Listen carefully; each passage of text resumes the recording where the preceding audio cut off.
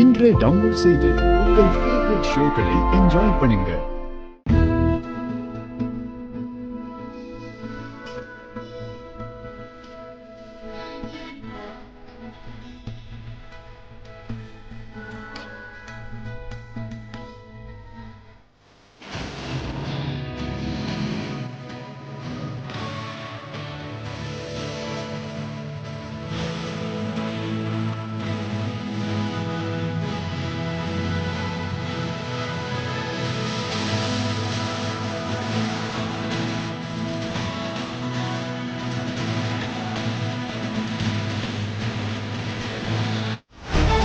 என் புள்ள கட்டின தாலிய என் மருமக கழுத்துல இருந்து அறுத்தீங்கன்னா உங்க தங்கச்சி கழுத்துல நான் கட்டின தாலிய அறுத்துருவேன்.